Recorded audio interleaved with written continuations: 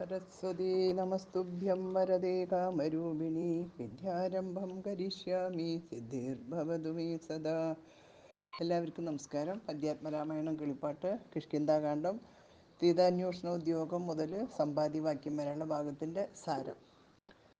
ഭക്തിപരവശനായി സുഗ്രീവൻ ശ്രീരാമനെ അറിയിച്ചു, അങ്ങയെ സേവിക്കാൻ വന്നിരിക്കുന്ന വാനരന്മാരാണ് ഈ കാണുന്നതൊക്കെ. അവരെ ഒന്ന് കടാക്ഷിച്ചാലും. പല ദേശങ്ങളിൽ ജനിച്ചവരും പലതരം കഴിവുള്ളവരുമാണ് അവർ. അഹങ്കാരികളായ രാക്ഷസന്മാരുടെ ശക്തി കെടുത്താൻ ഇവർക്ക് കഴിയും. ദേവന്മാരുടെ അംശത്തിൽ നിന്ന് ഉടലെടുത്തവരായതുകൊണ്ട് ദേവശത്രുക്കളെ ഒടുക്കാൻ അവർക്ക് എളുപ്പമാണ്. ഇവരിൽ ആനയോളം ബലമുള്ളവരും പത്താനകളുടെ ബലമുള്ളവരും സിംഹബലമുള്ളവരും ഒക്കെ ഉണ്ട്. ഇന്ദ്രനീലത്തിൻ്റെ വർണ്ണമുള്ളവർ, സ്വർണ്ണവർണ്ണക്കാർ, നീണ്ട വാലുള്ളവർ, ചുവന്ന കണ്ണുള്ളവർ, ശുദ്ധ സ്ഫടികം പോലെയുള്ളവർ, ഇങ്ങനെ പല രൂപത്തിലുള്ളവരെല്ലാവരും നന്നായി യുദ്ധം ചെയ്യുന്നവരും രാമനിൽ മനസ്സ് അർപ്പിച്ചവരുമാണ്. കായികനികളും ഫലമൂലങ്ങളും ഭക്ഷിച്ച് നല്ല സ്വഭാവഗുണമുള്ള ഇവർ അങ്ങയുടെ ആജ്ഞാനുവർത്തികളാണ്. ഹേ രഘൂത്തമ, ഈ ജാമ്പവാൻ ബ്രഹ്മാവിൻ്റെ മകനും കോടിക്കണക്കിന് കരടികളുടെ അധിപനുമാണ്. എൻ്റെ മന്ത്രിയായ ഹനുമാൻ വായുപുത്രനും മഹാബുദ്ധിമാനും ദൈവാംശത്തിൽ പിറന്നവനുമാണ്. ഹനുമാന്റെ പിതാവായ കേസരി, താരയുടെ മകൻ അങ്കദൻ, നീലൻ, ഗജൻ, വിവിധൻ, ഇങ്ങനെ എണ്ണിയാലൊടുങ്ങാത്ത അത്ര വീരന്മാരായ വാനരന്മാരുണ്ട്. അങ്ങക്ക് എന്തു വേണമോ അത് ഇവരോട് പറഞ്ഞാൽ മതി, ഉടൻ സാധിച്ചു തരും. സുഗ്രീവനെ ആശ്ലേഷിച്ച് ആനന്ദാശ്രുക്കളോട് രാമൻ പറഞ്ഞു, എൻ്റെ കാര്യത്തിൻ്റെ ഗൗരവം അറിഞ്ഞ് വേണ്ടത് ചെയ്താലും. സീതാന്വേഷണത്തിനായി എല്ലാ ദിക്കിലേക്കും വാനരന്മാരെ അയക്കൂ. രാമവാക്യം കേട്ട് സുഗ്രീവൻ കൽപ്പിച്ചു. 4 ദിക്കിലേക്കും 100,000 വാനരന്മാർ വീതം സേനാനായകനോടൊപ്പം പോകട്ടെ. വീരന്മാർ കൂടുതൽ തെക്ക് ദിക്കിലേക്ക് പോകണം. ജാമ്പവാൻ, മൈന്ദൻ, നീലൻ മുതലായവരെ കൂട്ടി ഹനുമാൻ തെക്കോട്ട് പോകട്ടെ. അന്വേഷണം കഴിഞ്ഞ് 30 ദിവസത്തിനകം തിരിച്ചെത്തണം. അത് കഴിഞ്ഞാണ് എത്തുന്നതെങ്കിൽ വധശിക്ഷ തീർച്ചയാണ്. 4 സംഘത്തെയും യാത്രയാക്കിയ ശേഷം സുഗ്രീവൻ രാമൻ്റെ അടുത്തെത്തി. ഹനുമാൻ രാമൻ്റെ അടുത്ത് തൊഴുതു നിന്നു. ശ്രീരാമൻ ഹനുമാനെ പ്രത്യേകം വിളിച്ചു പറഞ്ഞു, സീതയ്ക്ക് നിന്നിൽ വിശ്വാസമുണ്ടാവാൻ വേണ്ടി രാമനാമം കൊത്തിയിട്ടുള്ള ഈ മോതിരം കയ്യിൽ കൊടുക്കണം. നിന്നെ അല്ലാതെ ആരെയും എനിക്ക് വിശ്വാസമില്ല. എന്നിട്ട് അടയാളവാക്യവും പറഞ്ഞ് ഹനുമാനെ യാത്രയാക്കി. സീതയെ തട്ടിക്കൊണ്ടുപോയ രാവണൻ വസിക്കുന്ന തെക്ക് ദിക്കിനെ ലക്ഷ്യമാക്കി ഹനുമാൻ അങ്കദൻ, നീലൻ, ജാമ്പവാൻ തുടങ്ങിയ സൈന്യം നഗരങ്ങൾ, ഗ്രാമങ്ങൾ, പർവ്വതങ്ങൾ എന്നിവിടങ്ങളിലൊക്കെ അന്വേഷിച്ച് നടന്നു. ഒരു ദിവസം വിന്ധ്യപർവ്വതത്തിലെ വനത്തിലൂടെ നടക്കുമ്പോൾ ഘോരമൃഗങ്ങളെ കൊന്നു തിന്നുന്ന ഒരു രാക്ഷസനെ കണ്ടു. രാവണനാണ് എന്ന് കരുതി കൂട്ടത്തോടെ ചെന്ന് അവനെ ഇടിച്ചു കൊന്നു. രാവണൻ അല്ല എന്ന് മനസ്സിലായപ്പോൾ വീണ്ടും അന്വേഷണം തുടർന്നു. ഇനി സ്വയം പ്രഭാഗതി. ഇരുട്ട് നിറഞ്ഞ കാട്ടിനുള്ളിൽ ദാഹിച്ചു വലഞ്ഞു നടക്കുമ്പോൾ അവർ ഒരു ഗുഹ കണ്ടെത്തി. പുല്ലും വള്ളിയും കൊണ്ട് മൂടിയ ഗുഹയിൽ വെള്ളമുണ്ടാവുമോ എന്ന് സംശയിച്ച് നിൽക്കുമ്പോഴേക്കും ചിറക് നനഞ്ഞ പക്ഷികൾ അവിടെ പറന്നുയർന്നു. വെള്ളം കിട്ടുമെന്ന പ്രതീക്ഷയിൽ ഹനുമാൻ മുന്നിലായി, വാനരപ്പട അതിലിറങ്ങി. കൂരിരുട്ടിൽ ഒന്നും കാണാൻ കഴിയാതെ പരസ്പരം കൈകോർത്ത് പിടിച്ച് അവർ നടന്നു. കുറേ ദൂരം ചെന്നപ്പോൾ സ്വർണ്ണമയമായ സുന്ദരമായ ഒരു ദേശം കണ്ടു. മണിമയമായ വെള്ളം നിറഞ്ഞു കിടക്കുന്ന തടാകം, ധാരാളം പഴുത്ത ഫലങ്ങൾ നിറഞ്ഞ വൃക്ഷങ്ങൾ, അമൃതന് തുല്യമായ തേൻ നിറഞ്ഞ തൂണികൾ, ധാരാളം ഭക്ഷണ സാധനങ്ങളുള്ള ഗ്രഹങ്ങൾ, ഇവയെല്ലാം കൊണ്ട് മനോഹരമായിരുന്നു ആ സ്ഥലം. മനുഷ്യരില്ലാത്ത ദേവഭവനത്തിന് തുല്യമായ ഒരു വാസഗ്രഹത്തിൽ സ്വർണവും രത്നവും കൊണ്ടുണ്ടാക്കിയ പീഠത്തിൽ ജടാവൽക്കലങ്ങൾ അണിഞ്ഞ് ധ്യാനനിരതയായി അഗ്നിശോഭയോടുകൂടിയ ഒരു സ്ത്രീയെ കണ്ടു. സന്തുഷ്ടരായവർ ഭക്തിയോടെ അവരെ തൊഴുതു. വാനരന്മാരെ കണ്ട് സന്തോഷിച്ച് തപസ്വിനി പറഞ്ഞു, നിങ്ങൾ ആരാണ്? എന്തിനിവിടെ വന്നു? വഴി അറിഞ്ഞത് എങ്ങനെ? എവിടേക്ക് പോകുന്നു? ഹനുമാൻ പറഞ്ഞു, വിവരങ്ങളെല്ലാം കേട്ടുകൊള്ളൂ. ഞാൻ സത്യം മാത്രമേ പറയൂ. ഉത്തരകോസലത്തിൽ അയോധ്യ എന്നൊരു ഉത്തമ നഗരമുണ്ട്. ദശരഥനാണ് അവിടെ രാജാവ്. അദ്ദേഹത്തിന് 4 പുത്രന്മാർ. മൂത്ത മകൻ വിഷ്ണു സമാനനായ രാമൻ. അച്ഛൻ്റെ വാക്കനുസരിച്ച് അനുജനോടും പത്നിയോടും കൂടി വനവാസത്തിലായിരുന്ന സമയത്ത് രാവണൻ സീതയെ തട്ടിക്കൊണ്ടുപോയി. രാമലക്ഷ്മണന്മാർ അവളെ അന്വേഷിച്ച് നടക്കുമ്പോൾ സുഗ്രീവനെ കണ്ടുമുട്ടി. ജ്യേഷ്ഠനെ കൊന്ന് സുഗ്രീവനെ രക്ഷിച്ചാൽ സീതയെ അന്വേഷിച്ച് കൊടുക്കാമെന്ന് സഖ്യം ചെയ്തു. ജ്യേഷ്ഠനായ ബാലിയെ കൊന്ന് രാമൻ സുഗ്രീവന് രാജ്യം നൽകി. പ്രത്യുപകാരമായി സീതയെ അന്വേഷിക്കാൻ സുഗ്രീവൻ 4 പാടും വാനരന്മാരെ അയച്ചിരിക്കുകയാണ്. തെക്കുഭാഗത്തേക്ക് തിരിച്ച് ഞങ്ങൾ 1,00,000 പേരുണ്ട്. ദാഹിച്ച് വെള്ളമന്വേഷിച്ചാണ് ഞങ്ങൾ ഈ ഗുഹയിൽ വന്നത്. ഭാഗ്യം കൊണ്ട് ദേവിയെ കണ്ടു. അവിടുന്ന് ആരാണ് എന്ന് ഞങ്ങൾക്കറിയില്ല, പറഞ്ഞു തന്നാലും. ദേവി മന്ദസ്മിതത്തോട് പറഞ്ഞു. പഴുത്ത പഴങ്ങളും വെള്ളവുമൊക്കെ കഴിച്ച് തൃപ്തരായി വരൂ. എൻ്റെ വർത്തമാനമൊക്കെ പറഞ്ഞു തരാം. വാനരന്മാർ നന്നായി ഭക്ഷണം കഴിച്ച് തേൻ കുടിച്ച് തൃപ്തരായി ദേവിയുടെ മുമ്പിൽ വന്നു. സുന്ദരമായി പുഞ്ചിരിച്ചുകൊണ്ട് യോഗിനി പറഞ്ഞു. വിശ്വകർമാവിൻ്റെ പുത്രി സുന്ദരിയായ ഹേമ നൃത്തം ചെയ്ത് ശിവനെ പ്രസാദിപ്പിച്ചു. ശിവൻ അവൾക്ക് ഈ പുണ്യഭൂമി വസിക്കാനായി കൊടുത്തു. അവൾ അനേകം സംവത്സരങ്ങൾ ഇവിടെ വസിച്ചു. ഞാൻ അവളുടെ തോഴി. പേര് സ്വയംപ്രഭ. ഗന്ധർവപുത്രിയാണ്. മോക്ഷം തേടി വിഷ്ണുഭക്തിയിൽ കഴിയുന്നു. ഹേമ ബ്രഹ്മലോകം പോകുമ്പോൾ പറഞ്ഞിരുന്നു, നീ ഇവിടെ തപസ് ചെയ്ത് കഴിഞ്ഞോളൂ.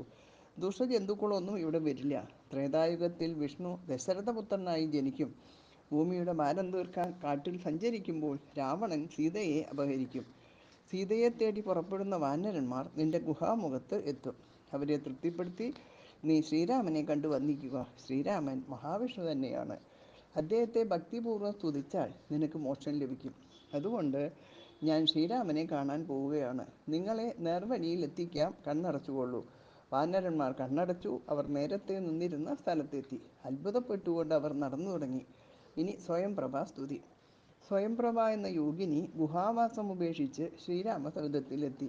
ലക്ഷ്മണ സുഗ്രീവ സമേതനായ രാമനെ പ്രദക്ഷിണം വെച്ച് വണങ്ങി രോമാഞ്ചത്തോടും ഗൽഗതത്തോടും കൂടി സ്തുതിച്ചു തുടങ്ങി. ദയാനിധി, ഞാൻ അങ്ങയുടെ ദാസി. അങ്ങയെ കാണാൻ വന്നു. അനേകായിരം സംവത്സരങ്ങൾ അങ്ങയെ ധ്യാനിച്ച് തപസ് ചെയ്തു. അങ്ങയുടെ രൂപം ദർശിക്കാൻ കഴിഞ്ഞതുകൊണ്ട് ഇന്നെൻ്റെ തപസ് സഫലമായി. ആരാലും അറിയപ്പെടാതിരിക്കുന്ന ആദ്യനായ അങ്ങയെ ഞാനിതാ നമസ്കരിക്കുന്നു.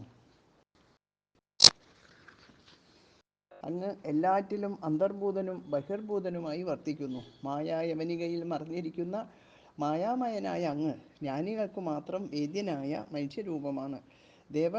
ദേവഗണങ്ങളുടെ പ്രാർത്ഥനയനുസരിച്ച് ഭൂമിയിൽ അവതരിച്ച അങ്ങയെ തമോഗുണഗ്രസ്തയായി ഞാൻ എങ്ങനെ അറിയും? സച്ചിന്മയനായ അങ്ങയെ 3 ലോകത്തിലും പുണ്യവാന്മാരിൽ ആരെങ്കിലും അറിഞ്ഞു എന്നിരിക്കും. മഹർഷിമാരിൽ കുടികൊള്ളുന്ന താപത്രയത്തെ ഇല്ലാതാക്കുന്ന ഈ രൂപം എപ്പോഴും എൻ്റെ മനസ്സിൽ വിളങ്ങട്ടെ. അങ്ങയുടെ പാദദർശനം മോക്ഷമാർഗമാണ്. ജനനമരണങ്ങളെ ഭയപ്പെടുന്നവർക്ക് കാണാൻ കഴിയാത്ത അങ്ങ് വേദാന്തവേദ്യനും സന്മാർഗദർശകനും ആണ്. ലൗകിക സുഖത്തിൽ ജപിക്കുന്നവർ രാമനാമം ജപിക്കില്ല. എനിക്ക് എന്നും രാമനാമം ജപിക്കാൻ കഴിയണേ. ഗുണത്രയത്തിൽ നിന്ന് വിട്ടുനിൽക്കുന്നവനും സമ്പത്തില്ലാത്തവനുമായ അങ്ങേക്ക് നമസ്കാരം. ആദ്യമധ്യാവസാനങ്ങളില്ലാത്ത കാമരൂപിയായ നിന്നെ നിനക്കല്ലാതെ ആർക്കും അറിയില്ല. നിന്റെ മായ കൊണ്ട് സ്വത്തും മറിക്കപ്പെട്ടവർ നിന്നെ പലവിധത്തിൽ കാണുന്നു.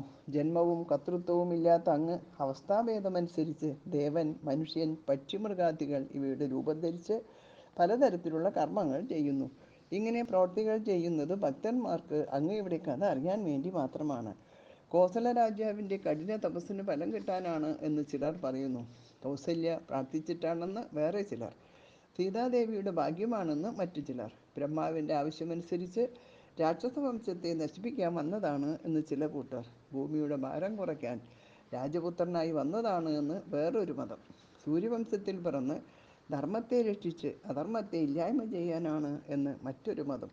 ദേവശത്രുക്കളെ കൊന്ന് ദേവന്മാരെ രക്ഷിക്കാനാണെന്ന് ചില മഹർഷിമാർ പറയുന്നു. എനിക്ക് ഒന്നും വ്യക്തമായി മനസ്സിലാവുന്നില്ല. അങ്ങയുടെ കഥ ആദരവോടെ നിത്യവും പറയുകയും കേൾക്കുകയും ചെയ്യുന്നവന് സംസാരസാഗരം തരണം ചെയ്ത് അങ്ങയുടെ പാദാംബുജങ്ങളെ ദർശിക്കാൻ കഴിയും. നിന്റെ മായാ പാശത്താൽ ബന്ധനത്തിലായി എനിക്ക് നിന്നെ ശരിക്ക് കാണാനോ സ്തുതിക്കാനോ കഴിയില്ല. ശ്യാമളനും കോമളനും ഹസ്ത്രചാപങ്ങൾ ധരിച്ചവനും സുഗ്രീവനാലും ലക്ഷ്മണനാലും വാനരന്മാരാലും സേവിക്കപ്പെടുന്നവനുമായ രാമചന്ദ്ര, അങ്ങേക്ക് നമസ്കാരം. ഇങ്ങനെ സ്വയംപ്രഭ രാമനെ നമസ്കരിച്ചു. മുക്തിദായകനായ രാമൻ ആ തപസ്വിനിയോട് പറഞ്ഞു, നിന്റെ ഭക്തിയിൽ ഞാൻ സന്തുഷ്ടനായിരിക്കുന്നു. നിന്റെ ആഗ്രഹം പറഞ്ഞാലും. സ്വയംപ്രഭ പറഞ്ഞു, ഇന്ന് എൻ്റെ ആഗ്രഹങ്ങളെല്ലാം സാധിച്ചിരിക്കുന്നു. എവിടെയായിരുന്നാലും അങ്ങയോടുള്ള ഭക്തിക്ക് ഒരു കുറവും വരരുത്. അങ്ങയുടെ ഭക്തന്മാരെക്കുറിച്ചുള്ള ഓർമ്മ എപ്പോഴും മനസ്സിലുണ്ടാവണം.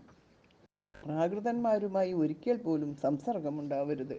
എൻ്റെ മനസ്സ് എപ്പോഴും രാമനാമം ജപിച്ച് രാമപാദത്തിൽ രമിക്കണം. അമ്പും വില്ലും ധരിച്ച് പീതാംബരനായി കിരീടാദി ആഭരണങ്ങൾ അണിഞ്ഞ് ഈ രൂപം എപ്പോഴും ഉള്ളിലുണ്ടായാൽ മതി, മറ്റൊന്നും വേണ്ട.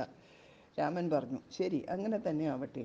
നീ ബദരിയാശ്രമത്തിൽ പോയി ധ്യാനിച്ചാലും പഞ്ചഭൂതാത്മകമായി ശരീരം ഉപേക്ഷിച്ച് നീ എന്നിൽ ചേരും. പിന്നെ ജനന മരണങ്ങൾ ഉണ്ടാവുകയില്ല. സ്വയംപ്രഭ ബദര്യാശ്രമത്തിൽ ചെന്ന് ശ്രീരാമനെ ധ്യാനിച്ച് നാരായണ പദം പൂകി. ഇനി അംഗദാദികളുടെ സംശയം. വാനരന്മാർ സീതയെ അന്വേഷിച്ച് വൃക്ഷങ്ങളിൽ വസിക്കുന്നതിനിടയിൽ ദേവിയെ ഒരിടത്തും കാണാതെ ദുഃഖിച്ച അംഗദൻ തൻ്റെ ബന്ധുജനങ്ങളോട് പറഞ്ഞു, പാതാളത്തിൽ സീതയെ അന്വേഷിച്ച് നടന്ന് നമ്മൾ ദിവസങ്ങൾ കടന്നുപോയത് അറിഞ്ഞില്ല. 1 മാസം കഴിഞ്ഞിരിക്കും എന്ന് തീർച്ചയാണ്. സീതയെ കാണാതെ രാജധാനിയിലേക്ക് ചെന്നാൽ നമ്മെ കൊല്ലും എന്ന് തീർച്ചയാണ്. സുഗ്രീവൻ്റെ ആജ്ഞ നിഷ്ഫലമാവില്ല. വിശേഷിച്ചും ഞാൻ ശത്രുപുത്രനാണല്ലോ. എന്നെ രക്ഷിച്ചതും ശ്രീരാമനാണ്. രാമകാര്യം സാധിക്കാതെ ചെന്നാൽ ഞാൻ വധിക്കപ്പെടും എന്ന് തീർച്ചയാണ്.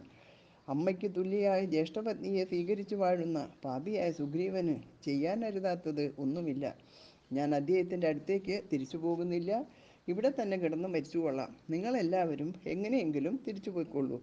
അംഗദൻ ഇങ്ങനെ കരഞ്ഞു പറഞ്ഞപ്പോൾ തുല്യ ദുഃഖിതരായ വാനരന്മാർ സൗഹാർദ്ദം പൂണ്ടു പറഞ്ഞു, അങ്ങ് ഒരിക്കലും ദുഃഖിക്കരുത്. രക്ഷിപ്പാനായി ഞങ്ങൾ കൂടെയുണ്ട്. ഇന്ന് കടന്നു പോകുന്ന ഗുഹയിലേക്ക് തന്നെ നമുക്ക് തിരിച്ചു പോകാം. എല്ലാ സൗഭാഗ്യങ്ങളും നിറഞ്ഞ ദേവലോകത്തിന് തുല്യമായ സ്ഥലം. ആരിൽ നിന്നും ഒരിക്കലും ഒരു ഭയവും അവിടെ ഉണ്ടാവില്ല. നമുക്ക് അങ്ങോട്ട് പോകാം. വാനരന്മാർ അംഗദനോട് ഇങ്ങനെ പറയുന്നത് കേട്ട് നയചാതുര്യമുള്ള ഹനുമാൻ തലോടിക്കൊണ്ട് പറഞ്ഞു, എന്തൊരു തെറ്റായ ചിന്തയാണ് ഇത്. ആരും അരുതാത്തതൊന്നും ചിന്തിക്കരുത്. ശ്രീരാമന് ഏറ്റവും പ്രിയപ്പെട്ടവനാണ് അംഗദൻ. താരാസുതനോട് അകമൊഴിഞ്ഞ വാത്സല്യമുണ്ട് അദ്ദേഹത്തിന്. അത് എനിക്ക് മാത്രമേ അറിയാവൂ. അദ്ദേഹത്തിന് ലക്ഷ്മണനേക്കാൾ പ്രിയം നിന്നോടുണ്ട്. നിന്റെ കഴിവ് രാമൻ അറിയുകയും ചെയ്യും. സ്വർണത്തിന് നിറമാറ്റമുണ്ടാകാത്തതുപോലെ ആ സ്നേഹത്തിന് ഒരിക്കലും കുറവുണ്ടാകില്ല. അതുകൊണ്ട് രാമനെ നീ ഒരിക്കലും പേടിക്കേണ്ട.